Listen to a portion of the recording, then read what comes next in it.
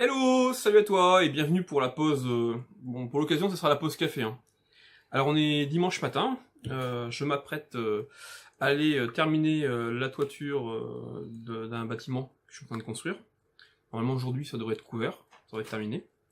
Voilà, normalement, tu devrais entendre un petit clic-clic dans la vidéo. C'est pas volontaire, mais tu comprendras après. Je te montrerai après de quoi il s'agit. Alors aujourd'hui, en fait, je vais te parler de visualisation. Je vais te parler de motivation et de mon expérience de tout ça. J'ai longtemps été un adepte du développement personnel, de la pensée positive et notamment de la pensée créatrice. Je repense notamment à Tesla. Tesla, si vous lisez sous forme d'autobiographie, hein, parce qu'à un moment donné, il a un peu raconté comment il en est arrivé là, ses inventions. D'ailleurs, je pense que c'est la première partie de mes inventions, à vérifier. Tesla nous dit que petit, il avait des problèmes de flash lumineux, très très intenses.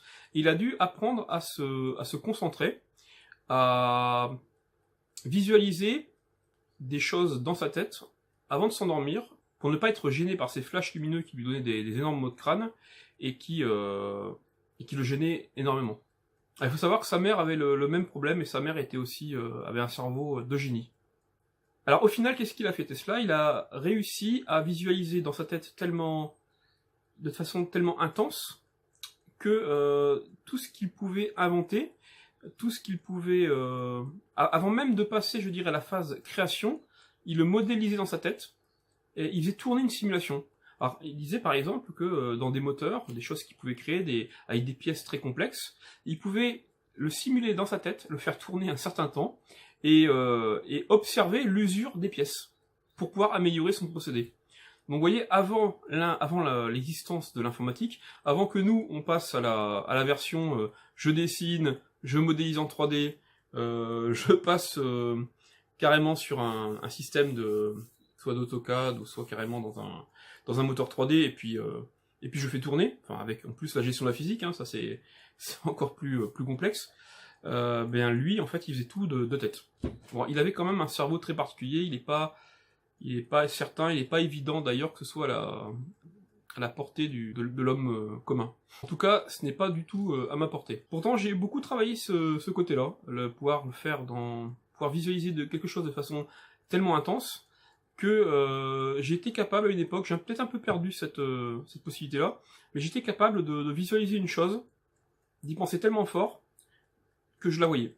C'est comme de la réalité augmentée. C'est-à-dire que je pouvais ajouter un objet sur la table et le voir. Et plus que ça, en fait, j'arrivais aussi à visualiser des gens et à discuter avec eux. Bon, là, vous êtes classification, il est totalement fou, psychotique, voilà, ce que vous voulez. Le fait est que j'avais bien conscience que c'était des personnages imaginaires, et si je dialoguais avec eux, c'était justement pour créer un échange, pour améliorer, pour tester des idées, des théories, et puis de temps en temps aussi pour se donner une compagnie. Oh le pauvre gars, il a pas de copain, il est obligé de s'en inventer. Bon, plus sérieusement, je voulais pas vous parler seulement de visualisation créatrice, mais plutôt du fait que quand on a un projet en tête, quand on a un projet sur du long terme, on conseille souvent aux gens de visualiser de façon très forte et régulièrement ce projet. Donc ça va de la méditation, fermer les yeux, s'imaginer être dans l'ambiance, imaginer que les choses sont déjà réalisées. Alors pourquoi? Parce que on observe que nos actions sont contraintes par nos pensées. C'est-à-dire que si on pense que quelque chose est impossible, il y a peu de chances qu'on y arrive. Si on arrive à dépasser cette capacité-là, à se dire c'est possible tout de même, eh bien souvent on arrive à aller au-delà. Alors c'est pas moi qui le dis, hein, ce sont comment on appelle ça, enfin c'est en neurosciences en fait, hein, des neuropsychiatres et autres, qui ont étudié le cas, qui ont observé, et donc ils se sont rendus compte que action contrainte par les pensées, mais plus encore, la pensée est contrainte par l'observation. Alors, ça me fait penser à une petite histoire de Bernard Werber, celui qui a fait les fourmis. Je ne sais plus dans quel livre il en parlait, est-ce que c'était dans l'encyclopédie relative du savoir absolu? ou carrément dans un autre extrait de ses livres, mais il disait il parlait d'expérience avec les petits chats. Alors des petits chats, on les avait mis d'ailleurs je parle de petits chats, il y a un petit chat qui arrive.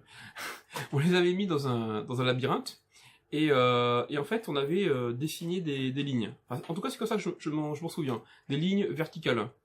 Et ces petits chats, donc très très jeunes, on les a mis dans ce style d'environnement avec que des lignes verticales. Eh bien, ils apprenaient à se diriger dans ce labyrinthe, formé que de lignes verticales. Le jour où on leur a mis que des lignes horizontales, ils se prenaient tous les murs. Alors, oui, on pourrait, je veux dire, j'imagine aussi qu'on apprend à une IA à repérer la réalité uniquement avec des lignes verticales, et puis leur mettre des lignes horizontales, forcément, je dirais, ça va au-delà du fait que la façon dont le cerveau se forme. Et pourtant, c'est très lié.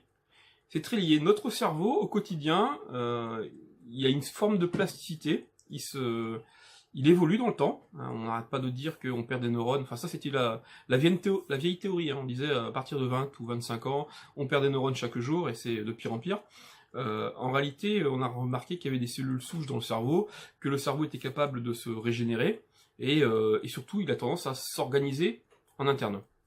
Ce qui est sûr, c'est que la plasticité du cerveau, la myéline, toutes ces petites choses-là comme ça, ont tendance à diminuer avec le temps, et bon, que le cerveau s'adapte de moins en moins. Et encore, comme il est obligé de pallier à plein de défaillances du corps et de lacunes, je suppose qu'il s'adapte quand même pas mal. Enfin, c'est totalement hors sujet. Ce qui veut dire, en fait, que notre observation contraint nos pensées, notre pensée contraint nos actions.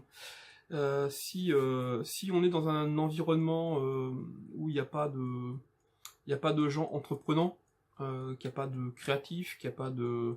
Voilà, si on vit dans un monde qui est relativement fermé, eh bien, c'est difficile. C'est difficile de sortir de là, c'est difficile de se projeter en dehors de cet univers et de penser l'impossible, justement. Heureusement, il y a eu les livres, heureusement, il y a eu plein de choses qui ont permis aux gens qui avaient une basse condition, une condition moyenne, de voir beaucoup plus large, de voir plus grand, de profiter d'expériences d'autres, et de se projeter de telle façon à pouvoir justement penser au-delà et évoluer par eux-mêmes, sortir de leurs conditions. Je voudrais quand même mettre un bémol et mettre une grosse critique vis-à-vis de la visualisation. Si vous visualisez quelque chose au quotidien qui est très très éloigné de votre condition actuelle, et si vous vous en servez comme une source de motivation, cela va fonctionner. Cela va fonctionner un temps. Le problème qui va se poser au bout d'un moment, c'est que c'est le choc de la réalité entre ce que vous imaginez d'un côté et ce que vous voyez au quotidien. Si votre condition n'évolue pas au fur et à mesure, c'est le désespoir qui va arriver. Vous avez beau essayer de visualiser, il y a une source de motivation, une énergie que Freud appelait la libido, qui n'était pas qu'une énergie sexuelle, hein, c'est vraiment une énergie de vivre, c'est une pulsion qui nous vient de notre inconscient. Vous allez pouvoir l'utiliser au début, mais très rapidement, elle va se retourner contre vous. Enfin, c'est très rapidement, ça peut prendre des mois, des années, mais au bout d'un moment, ça peut être vraiment comme un poison dans vos veines, au quotidien, qui vous fait mal. Donc, il est important, quand vous visualisez, de vous demander, sérieusement, dans tout ce que j'imagine là, qu'est-ce qui me motive vraiment? Ça, vous ne le savez pas forcément au début. Mais au fur et à mesure que vous allez avancer dans votre projet, vous allez savoir en fait quelles sont les parties qui vous intéressent le plus. Et il est important de remettre en question ce projet au bout d'un moment. Moi, pendant 10, 15, 20 ans, j'ai eu un objectif précis, et je vous avoue qu'au bout de 20 ans, ça me polluait. Parce que j'avais beau avoir beaucoup évolué, j'avais très très peu évolué par rapport à l'objectif que je m'étais fixé. Mais c'était un objectif que je m'étais fixé adolescent. Donc relativement irréaliste, relativement éloigné de ce que j'étais, de ce que j'avais vraiment envie au fond de moi. Et puis en même temps, on évolue dans le temps. Peut-être aussi que ce projet était très adapté à quand j'étais adolescent, mais qu'il était beaucoup moins par la suite. Donc au final, important de remettre son projet, le recritiquer, le repenser, et voir en fait Qu'est-ce qui nous procure de l'énergie et qu'est-ce qui nous procure du désespoir? Et quand il y a du désespoir, vous le retirez, cette partie-là. Essayez de rendre votre projet réaliste. Alors je vous dis pas le diminuer, parce qu'au bout d'un moment, on a beau diminuer ses objectifs, et puis on a un manque d'intérêt. Non, cernez vraiment les parties importantes, celles qui vous apportent quelque chose, et ne visualisez que celles-ci. Et j'espère que vous aurez la même chose que pour moi. C'est-à-dire que je me suis rendu compte que eh bien, j'ai pu baisser mes objectifs tout en gardant le côté très positif pour moi. J'ai rendu mon projet réaliste, je l'ai rendu accessible. Alors ça dit pas, j'ai encore des efforts à faire pour y arriver. Mais je l'ai rendu accessible et j'ai retiré ce côté désespoir qui me clouait. Et donc là, on obtient vraiment le meilleur de la visualisation. Je pense que c'est ça qu'on oublie souvent de dire quand on vous parle de développement personnel, qu'on vous dit il faut visualiser les choses, il faut imaginer au quotidien. Oui, mais voilà, au bout d'un moment, ça peut peser. Voilà, mais je pense que je vais quand même le boire parce qu'il refroidit au fur et à mesure. Alors ce petit bruit que vous entendez, là vous allez dire il fait pitié, il fait pitié. C'est des endives qui sont en train de cuire dans un. Allez, je vous montre. Voilà, donc c'est des endives qui sont en train de cuire à la vapeur. Et je vais les manger ce midi, alors pas tout, là j'en ai pour au moins 3 repas. Je vais les manger avec un peu de sel, et c'est tout. Parce qu'en fait le vinaigre ça a tendance à m'attaquer l'estomac. Que les manger crues croquantes c'est bon, mais voilà, ça au moins ça change un petit peu. Et puis c'est bon aussi des endives comme ça, on va pas dire braisées, mais au moins cuites à la vapeur. Je vous en parlerai un petit peu plus tard en fait de ce que je fais au niveau régime alimentaire. J'ai été obligé, pour des raisons, vous retrouverez une vidéo dans laquelle je vous parle d'hyperinsulinisme. J'ai été obligé d'adopter un régime relativement extrême, de telle façon à essayer de rééduquer mon pancréas, si c'est possible. Donc voilà, c'est pas quelque chose que je vous conseille. En tout cas, ceux qui n'ont pas le même problème que moi, si vous voulez perdre du poids, optez pour une méthode longue dans le temps. Optez pour diminuer. Vous savez, des fois, il suffit d'un yaourt en moins tous les jours. Si vous avez 130 calories dans votre yaourt, vous calculez, 130 calories, ça peut vous faire gagner 1 kilo par mois. Dans un cas extrême, je dirais, si on pense vraiment uniquement en termes de calories. Donc optez pour une vision long terme, parce que moi la vision que j'ai là, c'est de perdre très rapidement, mais après ça va être difficile de stabiliser. Très difficile. Donc voilà, je dirais chaque problème vient en son temps. Allez, je vais aller faire mon tour. Bon week-end, et à demain pour la prochaine pause café ou thé.